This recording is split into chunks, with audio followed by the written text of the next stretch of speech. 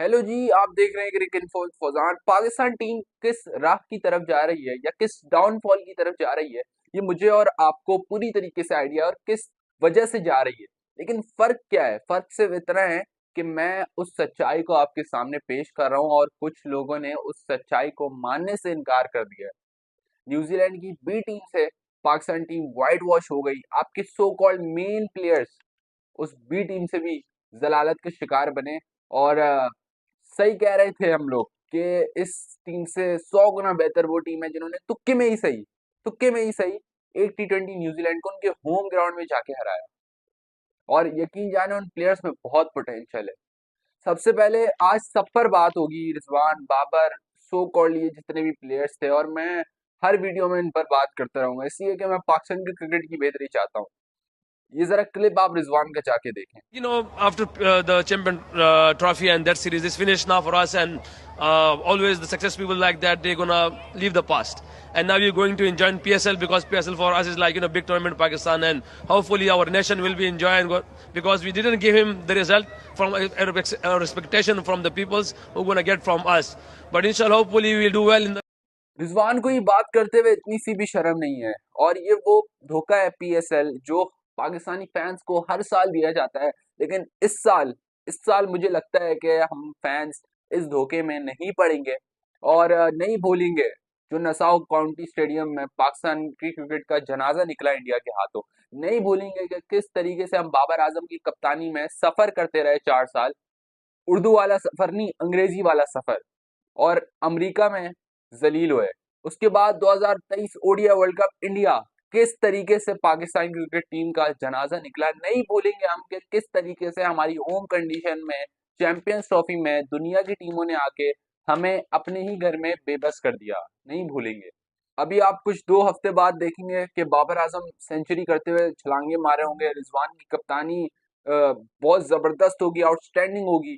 Shaheen Shah Afridi most wicket taker होंगे, हारिस रऊफ गिल्लियां उड़ा रहे होंगे, और फील्डिंग का मायार बहुत हाई क्वालिटी होगा हर टीम का। शादाब खान की परफॉर्मेंस ऐसी होगी, ऐसा लग रहा है अभी अभी नया ताजा ताजा कुलदीप यादव निकल कर आया है। लेकिन पीएसएल के बाद क्या होगा ये मुझे और आपको मालूम है, और हम इस धोखे में नहीं आने वाले इस दफा। और आपको भी चाहिए कि होश के नाखून ले।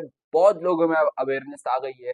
मैच पे अगर बात करें, बाबर आजम 58 बॉल 50 रन, एक दिहाई हो गई बाबर आजम के डेब्यू को। 2015 में अगेंस्ट जिम्बाब्वे बाबर आजम ने डेब्यू किया था। और मुझे आप दो मैच, मुश्किल से दो मैच बता दें। एक तो मुझे खुद याद है 2019 ODI world cup against New Zealand, जो बाबर आजम ने फिनिश किया था और बड़े इवेंट में मैच जिताया था। लेकिन दूसरा मैच मुझे याद नहीं पड़ता कि कोई मैच हो। अब आप T20 वाला दुबई स्टेडियम वाला मैच ना कहें तो बेहतर है, इसलिए कि वो तुक्का था। जब 10 दफा में एक बार हो जाए ना तो वो तुक्का ही होता है। और आप ये ना कहें कि बाबर के अलावा भी तो और प्लेयर्स थे। ये बातें मेरी जान दो दो तीन तीन दफा अच्छी लगती हैं, इससे ज्यादा नहीं अच्छी लगती। और जब आप 9 साल से टीम के साथ हो तो फिर आपकी स्किल्स पर बात उठना शुरू हो जाती है। और मैं डे वन से ये बात कह रहा हूँ कि बाबर आजम की पोटेंशियल वाइट बॉल क्रिकेट में नहीं है। ओडीआई में कुछ लोगों ने उनके अराउंड उनको गलत मिसगाइड किया, जिसका खमियाजा वो भुगत रहे हैं। रिजवान की कप्तानी का मैं शुरू से फैन, लेकिन रिजवान को जो स्क्वाड थोप दिया जाता है ना, ये बहुत बड़ा सवालिया निशान है हम फैंस के लिए। और रिजवान की खुद की भी हरकतें हम सबको मालूम है कि वो कभी भी लर्न करके आप उस स्किल्स पे क्यों नहीं काम करते। ये बहुत सारे सवालिया निशान है। ओडीआई क्रिकेट में जब ऊपर से प्रेशर बनता है ना, तो automatically middle order match finish करने की दौड़ से बाहर हो जाती है। फिर ये आप कुछ भी कह लें कि तैयब ताहिर की स्किल्स, इरफान नियाजी की स्किल्स, आप एबी डिविलियर्स को अपनी टीम में लेकर आ जाए, लेकिन वो कभी मैच नहीं फिनिश कर सकता। इसलिए कि जो ऊपर टॉप ऑर्डर है, जब वो अपने इस स्ट्राइक रेट से खेलेगा, खास तौर पे जब तब 42 ओवर्स का मैच स्टक हुआ हुआ, उस वक्त तो आपके माइंड में ये होना चाहिए कि मैं बस अंधेवा खेलूं। उस वक्त तो कोई सिचुएशन बनती ही नहीं है रोकने के लिहाज से। और ये इसकी वजह सिर्फ बुजदिली है। बहुत डिसअपॉइंट किया इन लोगों ने, और अब तो थक गए होंगे आप भी मेरा एक एक पॉइंट सुन सुनकर, क्योंकि मैं इतनी दफा एक बात कर चुका हूँ और ये मैं करता रहूंगा जब तक ये मुसल्लत रहेंगे पाकिस्तान टीम पर। मैं ये बात करता रहूंगा। हमारे जो यंगस्टर्स हैं उनकी टैलेंट की तारीफ दुनिया के एक्सपर्ट्स कर रहे हैं, उनके पोटेंशियल के चर्चे दुनिया में है, लेकिन वो हम फैंस को नहीं पसंद, इसलिए कि हमें वो प्लेयर्स पसंद है जिन्होंने पाकिस्तान क्रिकेट के नाम पर 4-5 वर्ल्ड कप सेक्रीफाइस कर दिए, 3-4 एशिया कप सेक्रीफाइस कर दिए। क्यों? सिर्फ और सिर्फ पर्सनल माइलस्टोन्स, कि हम किसी तरह पाकिस्तान क्रिकेट में मुसल्लत रहें, और कोई बोलने वाला नहीं है। समझ नहीं आ रहा, अगेन मैंने इतनी इनकॉम्पिटेंट, अनप्रोफेशनल, क्लूलेस टीम नहीं देखी पाकिस्तान की। और मसला सिर्फ बाबर रिजवान नहीं है, ये सिस्टम भी है जो शदाब खान को वाइस कप्तानी की सूरत में वापस लेके आया है। बहुत सारे फैन शदाब के, मैं खुद उसका इतना बड़ा फैन था, मेरा चैनल टर्मिनेट हो गया, और ना जो मेरी प्रीवियस वीडियोस होती थी शदाब को फुल सपोर्ट होती थी। लेकिन कब तक हम इनको बैक करते रहेंगे? कब तक हमारी आंखों पर पर्दा रहेगा? शदाब को आपने ड्रॉप करा, आप उसको जीरो परफॉर्मेंस पर वापस लेके आ गए टीम में। डोमेस्टिक में कोई शादाब खान ने ऐसी परफॉर्मेंस से इम्प्रेस नहीं किया कि उनको वापस लाया जाता टीम के अंदर। सीरीज खैर खत्म हो गई न्यूजीलैंड से, पीएसएल स्टार्ट है 11 अप्रैल से। और आप कह लें कि दो प्लेयर्स बमुश्किल जिन्होंने मुझे बहुत इम्प्रेस किया है इस सीरीज में, वो दो प्लेयर्स थे। साइम अयूब इस वक्त स्क्वाड का हिस्सा नहीं है, तो उनको साइड में कर दें, उन पर बात होगी पीएसएल में। लेकिन जो मौजूदा स्क्वाड का हिस्सा थे, उनमें दो प्लेयर्स थे। एक तो सुफियान मुकीम, सुफियान शायद आप उनको 15 में भी जो है नहीं नॉमिनेट कर रहे, लेकिन मैं अगर होता तो मैं उसको 11 में नॉमिनेट करता। उस आप ये देखें, आपका एशिया कप किन कंडीशंस में है, T20 वर्ल्ड कप आपने श्रीलंका में खेलना है, खतरनाक गर्मी होगी। मोहम्मद अली को आप न्यूजीलैंड में ओडीआई खिला रहे हैं, उससे 10 ओवर नहीं फेंके जा रहे। न्यूजीलैंड में सर्दी है भाई, वो उन कंडीशंस का बॉलर नहीं है। पीएसएल में उसने मुल्तान में अच्छी बॉलिंग करी, लेकिन पिंडी में आके उसको वहां पर मार पड़ी। तो मैं इस सेंस में कह रहा हूँ कि आपने आगे वर्ल्ड कप की तैयारी करनी है, सुफियान को आप कैरी करें, साथ उसको प्लेइंग 11 का हिस्सा बनाएं। ऐसा नहीं है 4 मैच आप इन पर सेक्रीफाइस करते हैं, शदाब, शाहीन, नसीम शाह, हारिस रऊफ, इन सब पर तैयब ताहिर, पता नहीं किस लिए रखा हुआ है उसको। ऐसा लग रहा है कि वो कोई डुप्लेसिस है, जैक कैलिस है, कि आपको सिंगल हैंडेडली मैच जिता कर दे देगा। तो इसी तरीके से सुफियान मुकीम को कैरी करें आप, और उसको प्लेइंग 11 का हिस्सा बनाएं। दूसरा नाम जो है वो सलमान अली आगा है। सलमान अली आगा ने अपनी अप्रोच चेंज करी है, उसने इस रियलिटी को एक्सेप्ट किया है कि हम लोग उस ब्रांड की क्रिकेट नहीं खेल रहे, जिस ब्रांड की क्रिकेट दुनिया खेल रही है, जो रिक्वायर्ड है। हम अपने पर्सनल माइलस्टोन से नहीं हट रहे।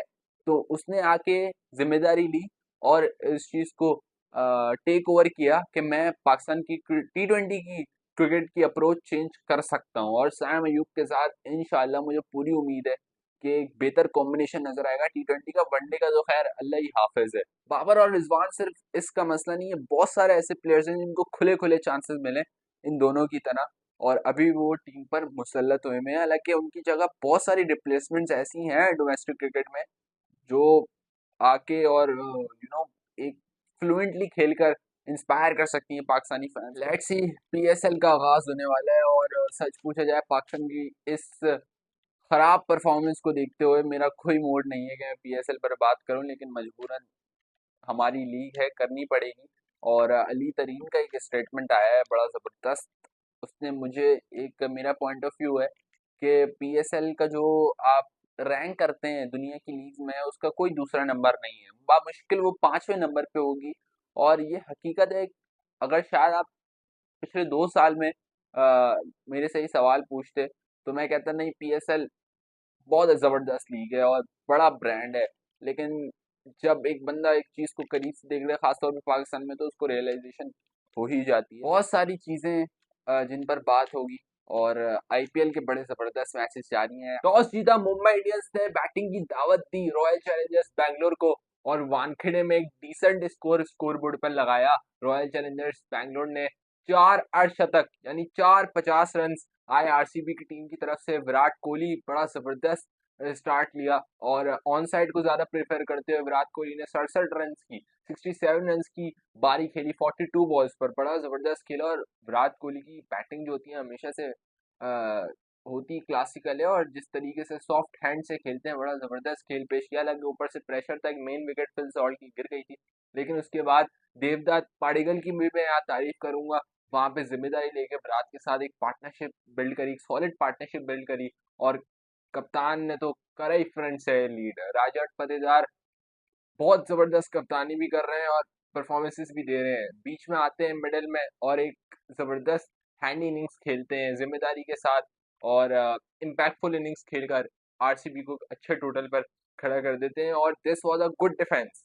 आरसीबी की बॉलिंग बुरी नहीं थी। अनइवन बाउंस था थोड़ा सा विकेट पर, थोड़ा ड्राई विकेट था। हार्दिक पांड्या जब बैटिंग करने आए थे उससे पहले आरसीबी के स्पिनर्स ने अच्छा डोमिनेट किया था, लेकिन हार्दिक पांड्या ने गेम बना दिया था। 15 बॉल्स पर 42 रन की शानदार इनिंग्स खेली, लेकिन मुंबई इंडियंस अनफॉर्चुनेटली मैच ये वाला हार गए। और इसके साथ साथ आईपीएल में उनका सफर अब काफी ज्यादा मुश्किल हो गया। आरसीबी 3 मैच जीती है और पॉइंट टेबल पर तीसरी पोजीशन पर मौजूद है।